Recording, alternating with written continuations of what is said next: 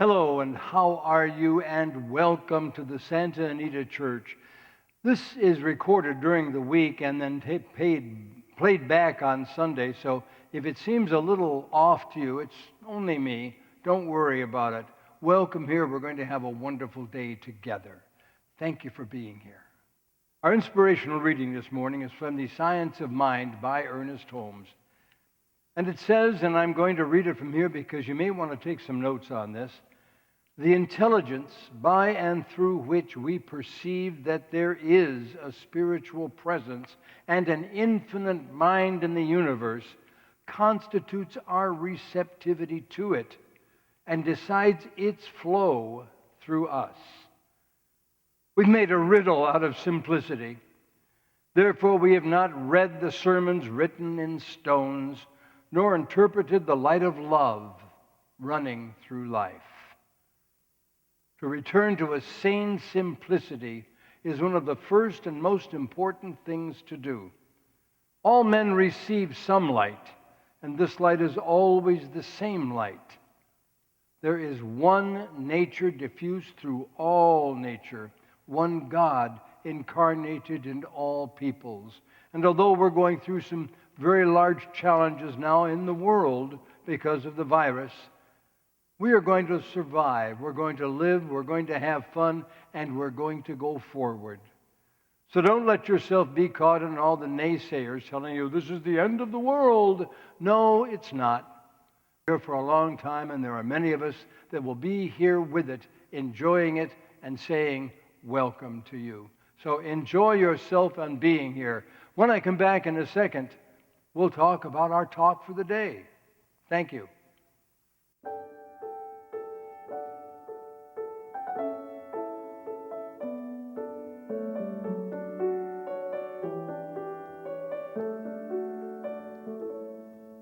How beautiful the hands that serve the wine and the bread and the sons of the earth. How beautiful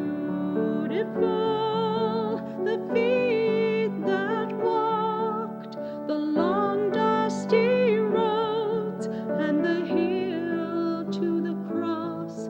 How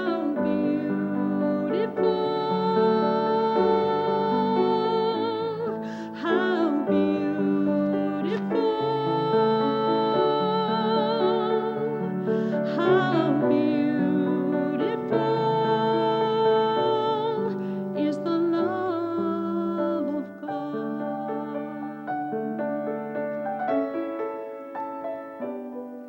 How beautiful the heart that bled, that healed all my pain and loved me instead. How beautiful the tender eyes that choose to forgive and never despise. How beautiful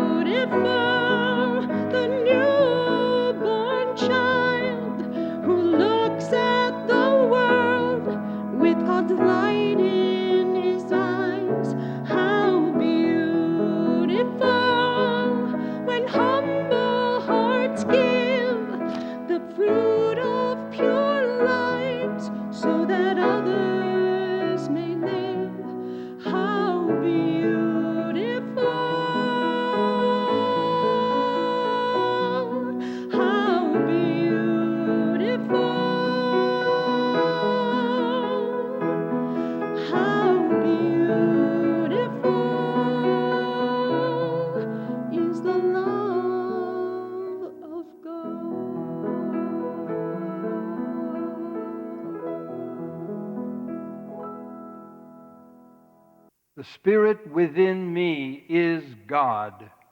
The living Spirit Almighty is within me now. Spirit is the sustaining principle of my life. I open my mind to its influx.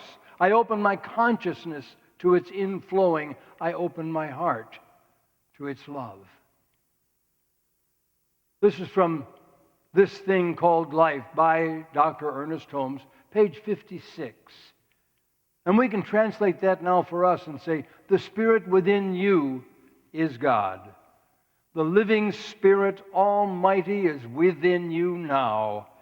Spirit is the sustaining principle of your life. Today, this month, will you open your mind wider than ever before to its influx, your consciousness to its inflowing, and your heart to its love? Good.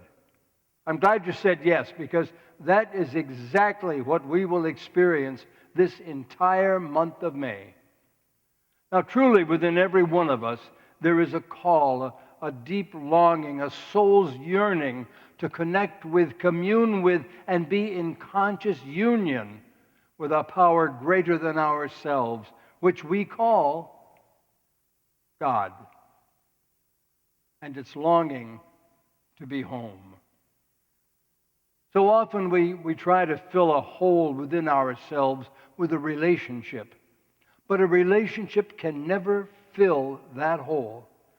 It has to be filled with a connection with something more, something bigger, way bigger than our little needs and wants. It has to be filled with a relationship with life itself, a relationship with God. There's an innate yearning at the depth of our being to connect with, commune with, live from this higher presence and power.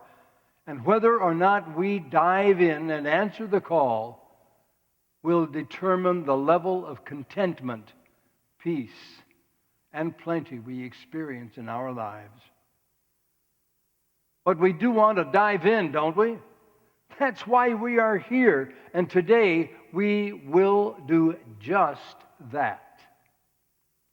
I want to begin, however, with the recognition that sometimes this world of form can so grab our attention and become so all-consuming, can be so real that it seems to leave little, if any, space for anything more than just coping with, dealing with it, let alone making that connection our souls long for. And we're certainly illustrating this now with our lives. There is so much going around in our cities, in our homes, in our countries, in our world, that it seems like we are torn every minute. So from now on, in our services here on Sunday morning, we're going to present you a period of meditation, a period of growth, if you will, a period for you to tune into yourself and to that inner presence. Let me illustrate about what I'm saying with God. There's a story in the Hindu tradition about a yogi whose guru left him under a tree on the riverbank to meditate on God. The yogi had only two possessions, his loincloth and his begging bowl. Once a day, he would walk to the village to beg for food, and the rest of the time he spent in contemplation of God. One night, he washed out his loincloth and hung it on the tree to dry. When he awakened the next morning, it had been chewed up by a rat. With great embarrassment that day, he had to beg for both food and a new loincloth, and then he went right back to contemplating God. A few days later, he washed out his newly purchased loincloth and hung it up to dry. And once again, the rat chewed it up during the night. What was this young yogi to do? It was unseemly for a man of God to keep begging for loincloths, so he got a kitten to chase the rat. But the kitten was hungry, and soon the yogi had to beg for milk.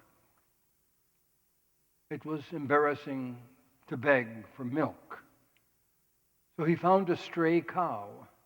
All went well until the summer heat burned off the grasses and the yogi had to beg fodder for the cow. It wasn't good to have to beg for fodder. So when the rainy season came, the yogi planted some crops. The crops prospered in the rich soil, but so much of the time was spent farming that he could hardly meditate. So he hired laborers to tend his fields, but they needed supervision, which disturbed his meditations. So he decided to take a wife to oversee the workers so that he could get back to God. But she didn't want to live under a tree by the river, so he built her a house. And it needed to be a large house, for she was soon pregnant.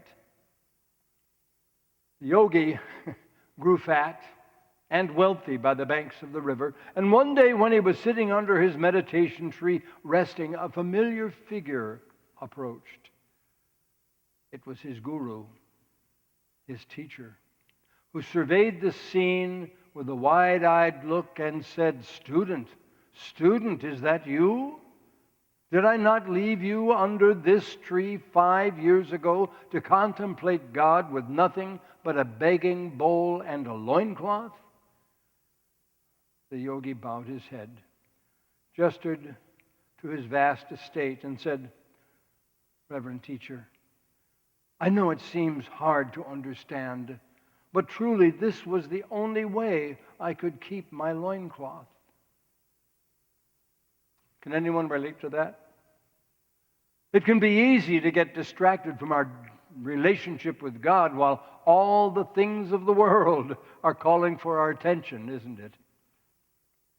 But if we desire to experience true peace, true prosperity, if we desire a deep contentment, satisfaction, and happiness with life, if we desire to fill the space of longing in our hearts, we must find our connection to Source.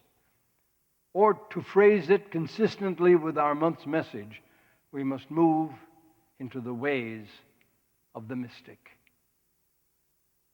So, did that statement, "we must move into the ways of the mystic," cause anyone to wince? Oh, I'm no mystic, you might think.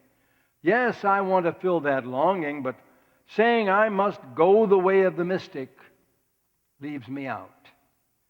Mystics are saints, exalted ones, holy men and women, sages and gurus who sit atop mountains meditating 24/7 and knowing the meaning of life.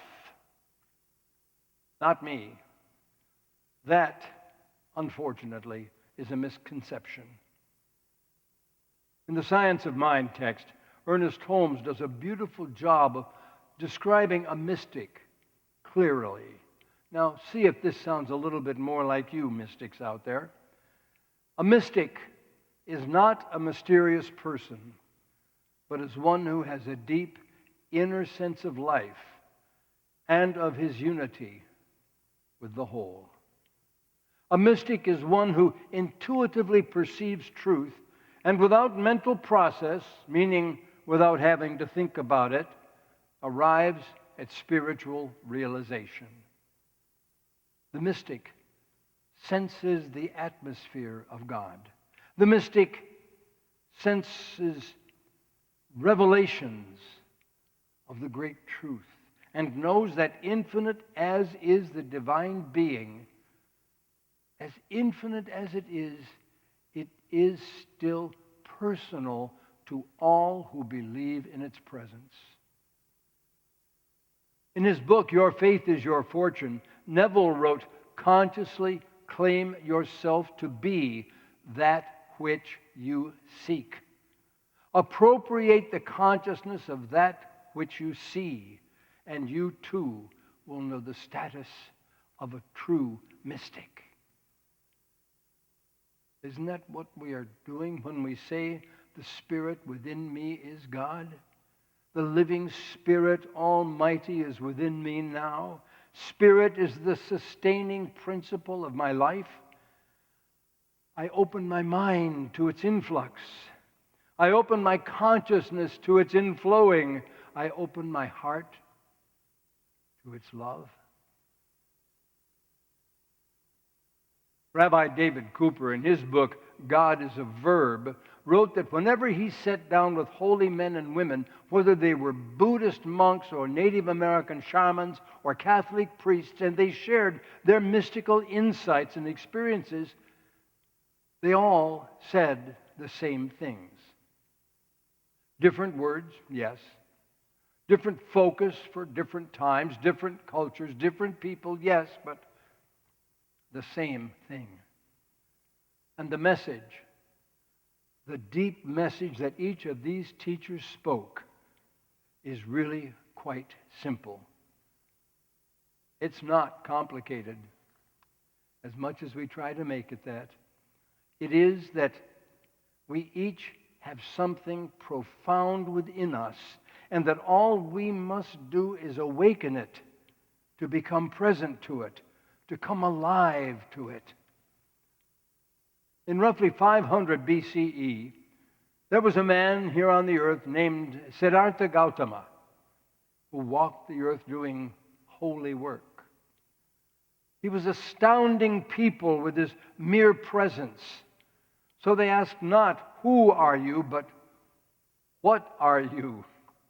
"Are you an angel?" they asked. "No," he said. "Are you a god then?" they asked. "No," he replied. "I am simply one who is awake." And he became known as the awakened one, which is what Buddha means. We each have something profound within us, and all we must do is awaken to it, become present to it, come alive to it. It really is that simple. But we try to make it complicated, don't we? Ernest Holmes recognized this when he said in the Science of Mind textbook that we regularly try to make a riddle out of simplicity. To illustrate how complicated we sometimes try to make things that are very simple, I want to tell you a story about another Holmes. Not Ernest, but Sherlock. Sherlock Holmes and Dr. Watson went on a camping trip. As they laid down for the night, Holmes said, "Watson, look up into the sky and tell me what you see." Watson said, "I see millions and millions of stars." "And what does that tell you?" Holmes asked. "Well, astronomically," Watson replied, "it tells me that there are millions of galaxies and potentially billions of planets. Theologically, it tells me that God and His universe are infinite. Meteorologically, it tells me that we will have a beautiful day tomorrow."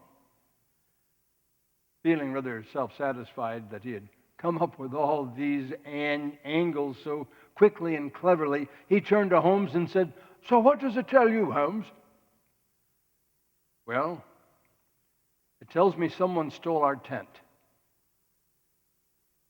We try to make it complicated, but it really is that simple. Who do you think you are? You are Spirit.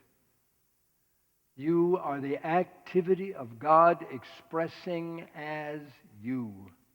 Every experience in life is an opportunity to take the steps that lead toward the fulfillment of your glorious potential. Now, essentially, mysticism recognizes that God is in all, and it is the practice of seeing, sensing, feeling, and experiencing God within and without. It is the practice of letting God guide and direct and inspire. And we call this our intuition. Again, in the Science of Mind, Ernest Holmes said the highest mental practice is to listen to this inner voice and to declare its presence. The greater a man's consciousness of this indwelling I am, the more fully he will live. This will never lead to illusion, but will always lead to reality. All great souls have known this and have constantly striven to let the mind of God express through their mentalities. The Father that dwelleth in me, he doeth the works. This was the declaration of the great Master. And it should be ours also, yours also. Not a limited sense of life, but a limitless one. In Talks on Truth, Charles Fillmore said Elijah found that the voice of God was not in the wind, nor in the earthquake or the fire, these being of the intellect, but in the still, small voice. We listen to that still, small voice, and it directs us. Sometimes we're so busy trying to say we don't hear it that we miss it. You know, we are all natural mystics when we get it out of our heads and into our hearts. And when that happens, we can be drawn to deeper levels. Previously mentioned Siddhartha Gautama, the Buddha, said, "Let your mind become clear like a still forest pond." Many years ago, I used to do a meditation at least once a day where I would be sitting in whatever way I could at that time on the floor, and I would picture myself sitting beside my campfire in the mountains. And all around me is dark. And if I looked up, I could see the moon above me. And if I looked down, just below me, there was a pond, or a lake, if you will. And the moon, the beautiful full moon, was reflected in that lake. And I would notice the reflection wiggling with the wind. And so it became my purpose in my meditation just to notice that lake calming down and becoming still. Now, I'm not going to tell you I could do that by the hour, but it really made me feel good when I would get some little points of meditation and that moon would become clear. I want to use the metaphor of the forest pond to take us this morning to that mystical place. If you'd like to go with me, I'd like you to listen to this music, close your eyes, and just relax wherever you are. If you're on a park bench, if you're home, if you're sitting in the park, just relax and take a few deep breaths.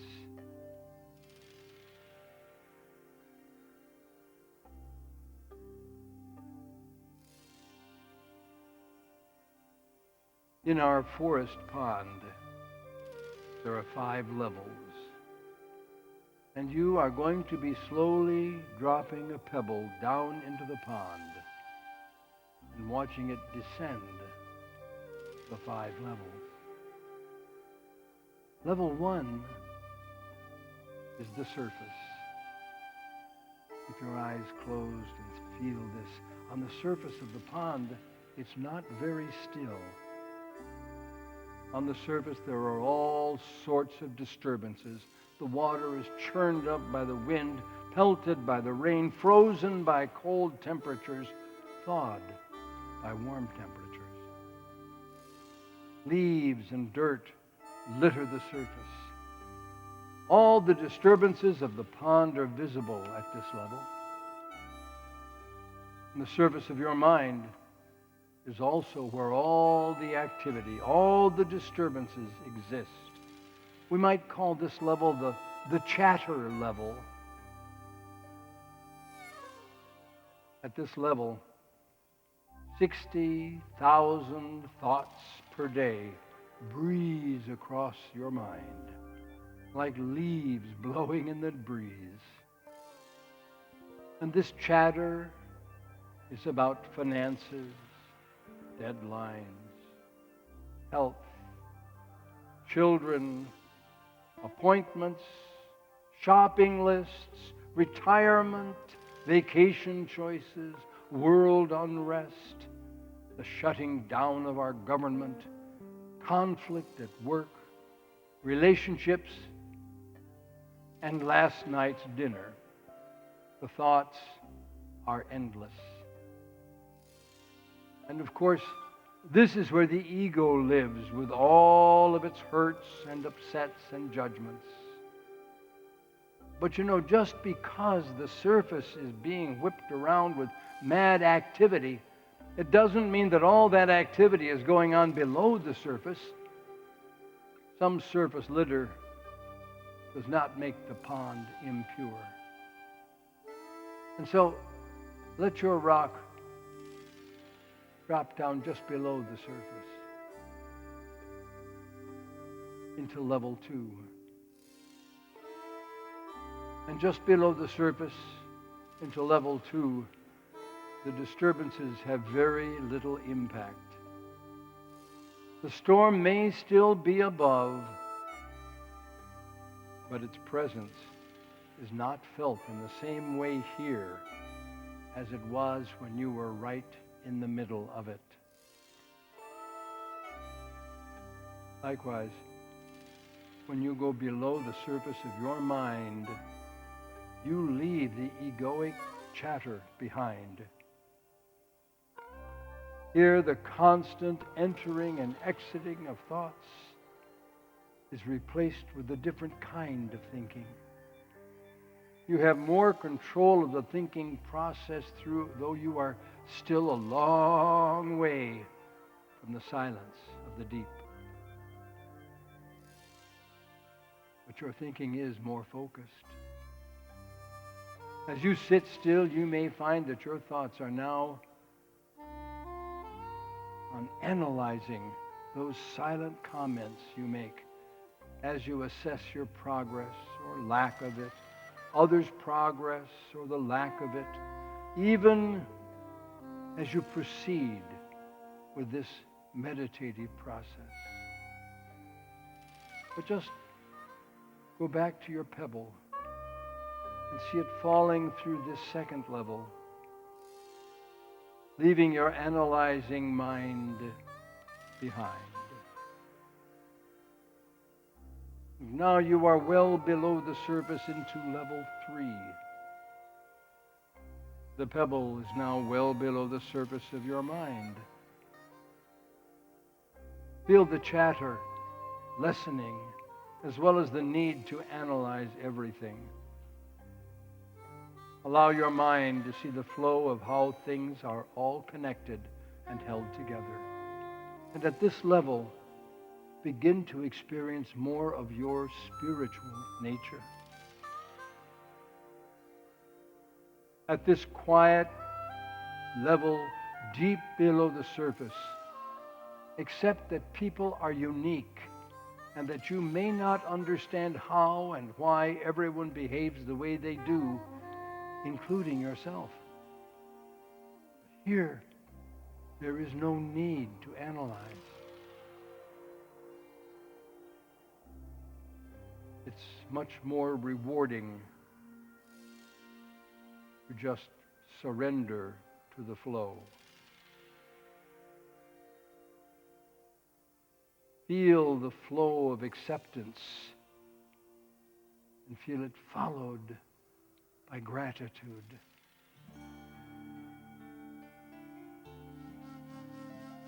And as you surrender to the flow, the pebble drops even lower into the level of stillness.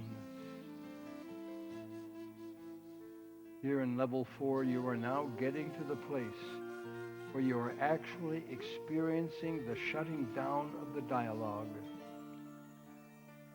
In this place, thoughts begin to disappear as you sink into pure awareness. Notice the silence of awareness. Fewer thoughts swim through.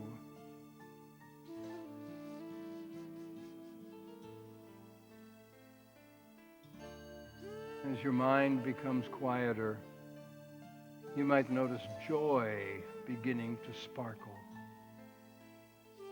And as a great mystic, Teilhard de Chardin, once said, joy is the infallible sign of the presence of God. At the fourth level below the surface of your mind, begin to experience joy. Begin to experience the presence of God. And yet, there is still one more level to which our pebble is going to drop. Level 5, the field of all possibilities. This is the final resting place for our pebble. This place is beyond mere quieting of the mind. Here is the place within, where you empty your mind of all thoughts and experience the stillness.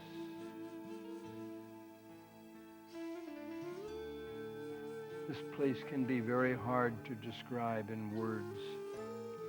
Here, rather than focusing on any thought, put your inner awareness in a space that exists between the thoughts. It is the field of all possibilities.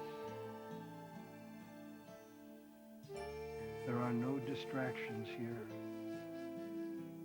no separations, only consciousness. Pure consciousness merged into one.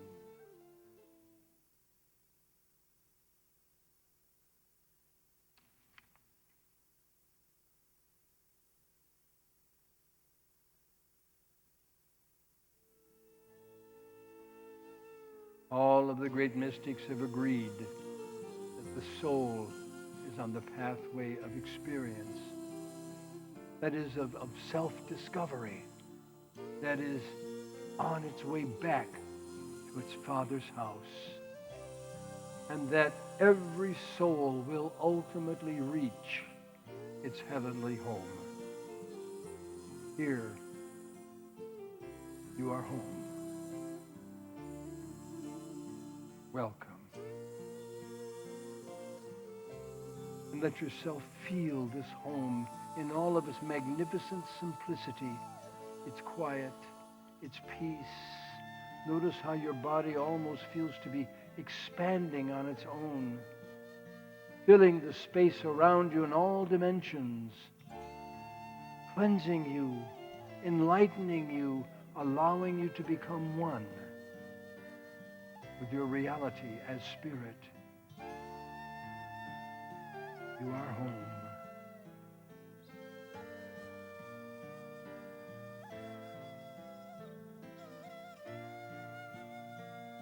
And as you experience this beautiful feeling of peace,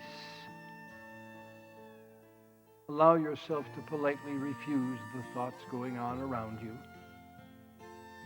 And stay here for a few moments and realize that by following the same path we just followed in this meditation, you can return here as often as you want, whenever you want, as long as you want. Realize that peace which passes all understanding. And let it be, and let yourself reflect that joy and peace you now feel, and say, and so it is. Amen.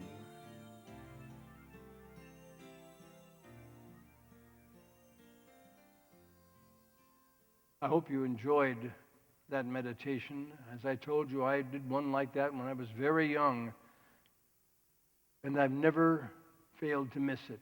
I love the feelings.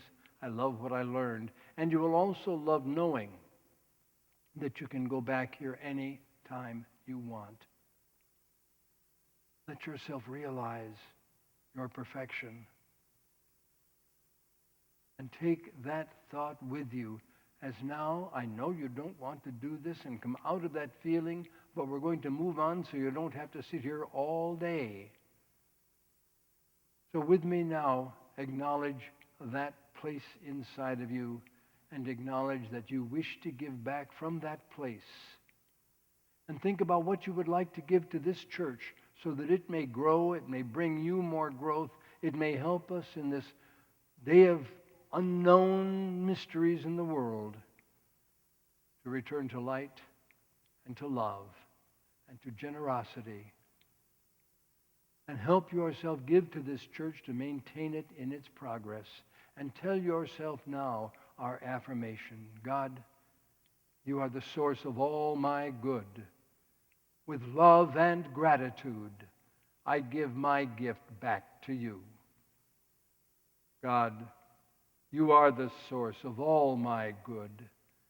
With love and gratitude, I give my gift back to you.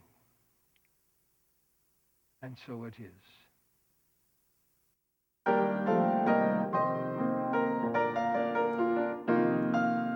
Let there be love on earth, and let it begin with me.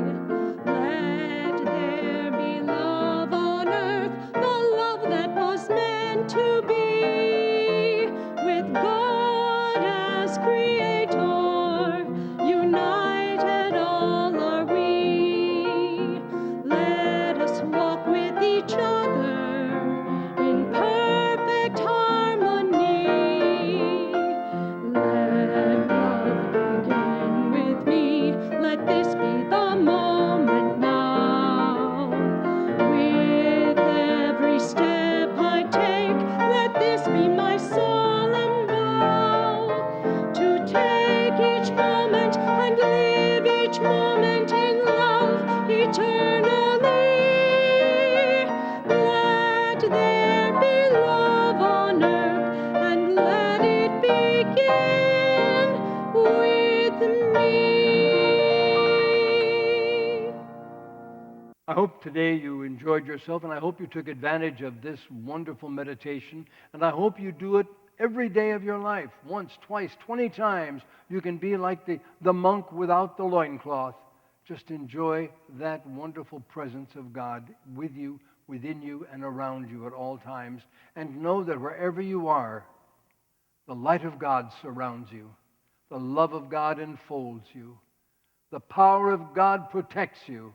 And the presence of God watches over you. Wherever you are, God is, and all is well. Amen.